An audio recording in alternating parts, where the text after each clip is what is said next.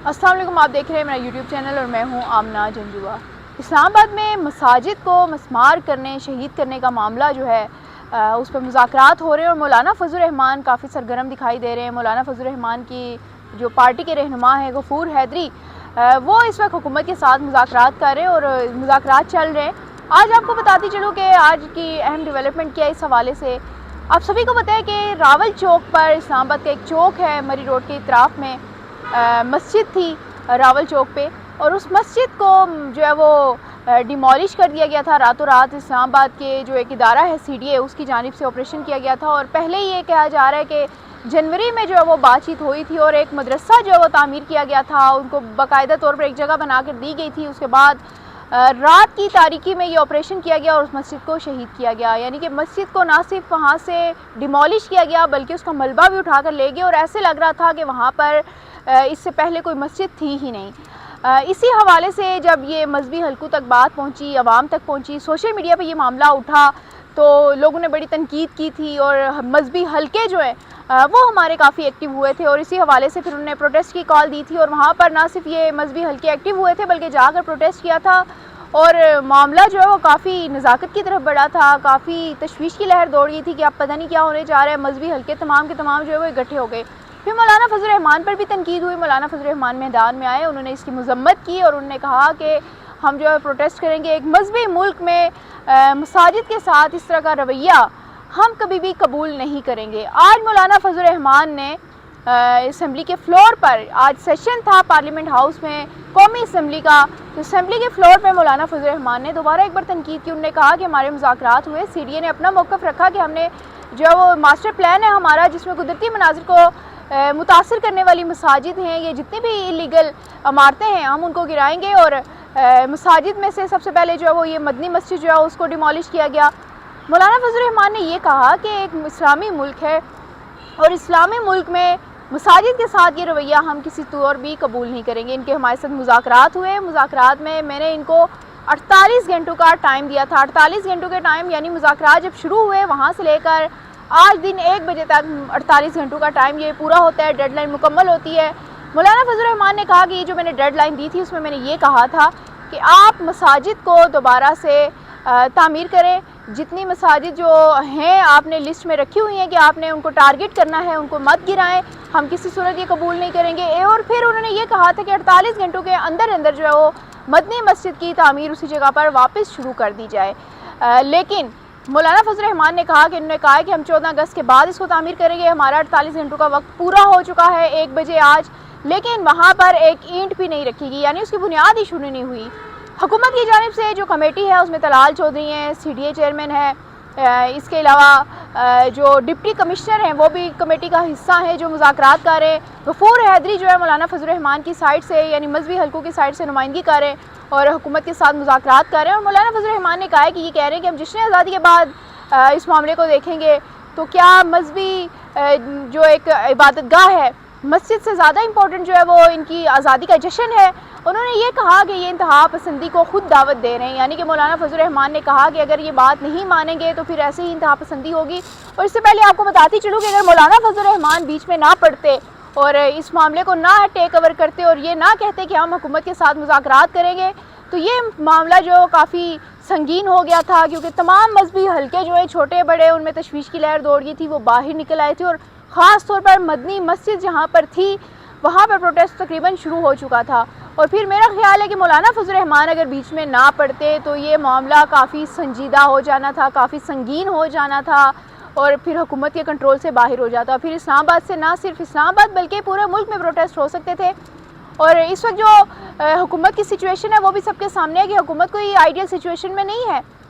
आवाम के पे ऊपर जो महंगाई का बोझ है, दूसरी तरफ PTI जो है वो उसको हवा देती है, तो हुकूमत के लिए काफ़ी तशवीश की जो लहर है उसमें दौड़ गई। और उसने मतलब एक तरफ से हम ये कह सकते हैं कि उन्होंने शुक्र किया कि मौलाना फजल रहमान बीच में पड़े और बात मुज़ाकरात तक आई। अगर बात मुज़ाकरात तक ना आती तो फिर एक बार पहले जब हमने देखा था कि नवाज शरीफ के ख़िलाफ़ इस तरह के मामलात पर जो प्रोटेस्ट शुरू हुआ था और नवाज शरीफ प्रेशराइज़ हो गए थे, तो एक बार फिर नून लीग की हुकूमत के लिए उसी तरह का टाइम शुरू होने वाला था। ये तो शुक्र करेंगे मौलाना फजल रहमान बीच में पड़े और मौलाना फजल रहमान टेबल टॉक पे आ गए। अब मुज़ाकरात हो रहे हैं और मुज़ाकरात में अब हमने देखा है कि 14 अगस्त का जश्न शुरू हो गया है। उन्होंने कहा है कि हम इस मामले को 14 अगस्त के जश्न के बाद देखेंगे, क्योंकि 14 अगस्त का जश्न इस बार जो हम देख रहे हैं कि एक ग्रैंड जो है इवेंट होने जा रहा है, क्योंकि मार्के हक को भी सेलिब्रेट करें, इंडिया को जो शिकस्त दी हमारी पाकिस्तानी अफवाज ने करारा जवाब दिया उसको सेलिब्रेट कर रहे हैं। तो इसी हवाले से जो इसकी सेलिब्रेशंस हैं वो भी बड़ी हैं, तकारीब जो है वो भी बड़ी हैं। परेड ग्राउंड में कल जो है वो एक दफ़ाई जो है नुमाइश की जाएगी, जिसमें इंडिया की इस जंग के ख़िलाफ़ जो चीज़ें इस्तेमाल हुई हैं, जिसमें टैंकर्स हैं, इसके अलावा जिसमें जो असलहा इस्तेमाल हुआ है और जो जहाज़ इस्तेमाल हुए हैं, वो तमाम जो है वो यहाँ नुमाइश के लिए लाए जाएंगे। और पब्लिक को पास बाकायदा, जैसे 23 मार्च में परेड ग्राउंड में होती थी तकरीब, इस तरह की होगी और मुख्तलिफ इवेंट वहाँ पर सकाफ़ती जो नुमाइश है वो भी होगी, और जो मौसीकार हैं या इस तरह के जो अदाकार हैं वो भी वहाँ पर होंगे और एक बड़े लेवल की तकरीब होगी। तो इसी को लेकर मौलाना फजल रहमान ने आज असम्बली में कहा है कि एक तरफ हमारे मज़हब का मसला है, एक तरफ हमारी इबादतगाह का मसला है, मस्जिद का मसला है, दूसरी तरफ ये कह रहे हैं कि हम जश्न के बाद इसको देखेंगे, तो ये ज़्यादा इम्पोर्टेंट नहीं है। मसाजिद को गिराना तो खैर किसी सूरत भी काबिल बर्दाश्त नहीं है, मुसलमान कोई भी हो उसको बर्दाश्त नहीं करेगा, लेकिन इसके पीछे रीज़न ये है कि ये गैर कानूनी जगह पर बनाई गई थी और सीडीए ने ये कहा है कि हम सिर्फ गैर कानूनी मसाजिद को डिमोलिश करेंगे। लेकिन ये बात बिल्कुल ठीक है कि आप गैर कानूनी मसाजिद जो है जगह पर बनी हुई आप उनको डिमोलिश करें, बिल्कुल ठीक है, आपका राइट है, लेकिन साथ ही साथ हमें ये बताएं कि सबसे पहले मसाजिद पे ही क्यों हाथ डाला गया, मसाजिद को ही टारगेट क्यों किया गया। इस्लामाबाद जैसे शहर में कई 100 ऐसी हाउसिंग सोसाइटीज़ हैं जो गैर कानूनी हैं। इस्लामाबाद जैसे शहर में, जो कि इस्लामाबाद का कैपिटल है,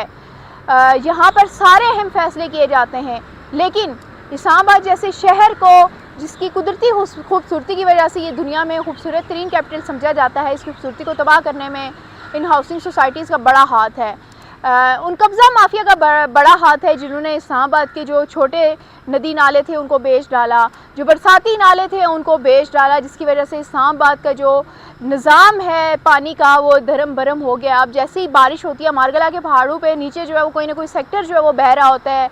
मानसून के मौसम में लोग लाशें उठा रहे होते हैं। तो ये सवाल किसी सूरत भी जो है वो गैर मुनासिब नहीं है कि आप अगर गैर कानूनी जगह पर बनी हुई मसाजिद को डिमोलिश कर रहे हैं तो सबसे पहले आपने उन हाउसिंग सोसाइटीज़ पे क्यों हाथ नहीं डाला, उन कब्ज़ा माफिया पे क्यों हाथ नहीं डाला, वो नाले क्यों रिकवर नहीं किए गए, वो बरसाती नाले जो हैं वो जिनके ऊपर लोग जो है वो उनको बना के शेड वगैरह वहाँ पर अपने घर बना चुके हैं, तामीर कर चुके हैं, उन पे क्यों नहीं हाथ डाला। ये मेरे ख्याल में सवाल बिल्कुल बनता है और हुकूमत से बनता है, सीडीए से बनता है कि सबसे पहले तो आप उन चीज़ को रिकवर करें। और सबको पता है कि मजहबी जो इबादत गाहें हैं किसी की भी हैं, चाहे वो हिंदू हैं, चाहे क्रिश्चियन हैं, चाहे वो कोई भी मज़हब से ताल्लुक़ रखते हैं, उनकी मजहबी इबादत गाहें उनके लिए जो है वो अगर उनके साथ कुछ ऐसा होगा तो उनके जज्बात भड़केंगे। और मुसलमान तो वैसे ही जज्बाती हैं इस हवाले से, मज़हब को लेकर वो तो अपने मज़हब पर आंच नहीं आने देते। तो अगर आप उनके साथ एक तरफ इस तरह के गैर कानूनी लोगों को इजाज़त देंगे, दूसरी तरफ मसाजिद के ख़िलाफ़ एक्शन लेंगे, चाहे वो गैर कानूनी ही क्यों ना हो, तो फिर ऐसे ही लोगों के जज्बात जो मजरू होंगे वो ऐसे ही भड़केंगे और फिर कोई ना कोई तीसरी ताकत जो है वो इसका फ़ायदा भी उठाने की कोशिश करेगी। गो कि आप कह रहे हैं कि आपने जनवरी में इस सारे मामले पर सारी बातचीत की, आपने बना के भी दे दिया, लेकिन फिर भी मेरे ख़्याल में कोई भी गैर कानूनी चीज़ पाकिस्तान या इस्लामाबाद या किसी भी जगह पर नहीं होनी चाहिए। पाकिस्तान सारे में कोई भी गैर कानूनी चीज़ नहीं होनी चाहिए, लेकिन आपको पता होना चाहिए कि एक ऐसा मुल्क है जहाँ पर मजहबी जुनूनियत ज़्यादा है, इस तरह के लोग जो हैं वो ज़्यादा हैं और वो सोचते बाद में मज़हब के नाम पर हमला पहले कर देते हैं। इसलिए आपको पहले इन तमाम हल्कों को, मौलाना फजल रहमान को, तमाम लोगों को लूप में लेना चाहिए था, एतमाद में लेना चाहिए था, उसके बाद ये एक्शन लेना चाहिए था। और मेरे ख्याल में सबसे पहले दीगर जो आपके पास गैर कानूनी चीज़ें तामीर की गई हैं, चाहे वो छोटे लोगों की हों चाहे वो बड़े लोगों की हों, आपको उनको गिराना चाहिए था, एग्जाम्पल सेट करनी चाहिए थी और फिर आप मजहबी हल्कों की तरफ आते। उन्होंने कहते कि ये मसाजिद जो हैं गैर कानूनी जगह पर बनी है, जिस तरह हमने लोगों के घर गिराए हैं, लोगों के प्लाजे गिराए हैं, लोगों की हाउसिंग सोसाइटीज़ जो है उनको रिकवर किया है, वैसे ही हम अब ये मसाजिद जो है इनको डिमोलिश करने जा रहे हैं और इनकी जगह शायद हम आपको किसी जगह पर और हम आपको इबादत गाहें बना कर दें, हम मस्जिदें बना कर दे दें, हम मदारिस बना कर दें, तो शायद सिचुएशन कुछ डिफरेंट होती। गो के तलाल चौधरी ने ये कहा है कि जो मस्जिद की इंतज़ामिया है उनसे हमने बातचीत की है, लेकिन मस्जिद की इंतज़ामिया के साथ साथ आप ये भी देखें कि आम बंदे जो है उनके भी सेंटिमेंट्स जुड़े होते हैं। जब भी आप इस तरह का कोई एक्शन लेते तो इस तरह की चीज़ जो है वो आपके साथ होनी थी। मेरे ख्याल में आप ये नहीं कह सकते कि दिन की रोशनी में शायद आप करते तो आपको मसला होता और रात की रोशनी में ना होता। आप देख लें कि रात की रोशनी में आपने सफ़ाई हस्ती से एक मस्जिद मिटा दी, लेकिन उसके बाद भी आपको इस तरह की मजहबी जुनूनियत की वजह से ये जो इंतहा पसंदी है इसका सामना करना पड़ा है। तो पाकिस्तान जैसे मुल्क में जहाँ पर एक जो माइंड सेट है ऐसा तैयार हो चुका है, एक ऐसी ब्रीड हमारे सामने है जिसमें हम लोग मज़हब के नाम पे जिससे कुछ भी करवा सकते हैं। तो मेरे ख्याल में हुकूमत को थोड़ा सा इसको बेहतर तरीके से करना चाहिए था, प्लानिंग के साथ करना चाहिए था। उन्हें देखना चाहिए था कि लोग जो है हमारे पास किस तरह से हैं, ये मजहबी हलके जो हैं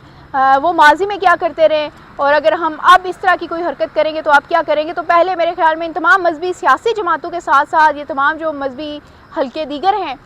जो सियासत में तो नहीं है लेकिन माशरे में काफ़ी असर रसूख रखते हैं, उनको लूप में लेकर उनके साथ मुज़ाकरात करने के बाद इस तरह की सिचुएशन अगर होती तो फिर वो खुद संभाल लेते। लेकिन अभी वो मौलाना फजल रहमान जो हैं वो भी काफ़ी सरगर्म दिखाई दे रहे हैं, और उन्होंने आज जो पार्लियामेंट में तकरीर की है उससे यही लग रहा है कि मौलाना फजल रहमान जो वो पीछे हटने वाले नहीं है। अब देखना यह है कि हुकूमत इनको कैसे टैकल करती है। मज़ीद अपडेट्स हमारे तक पहुँचेंगी तो आप तक पहुँचा देंगे। तब तक के लिए अल्लाह हाफ़िज़।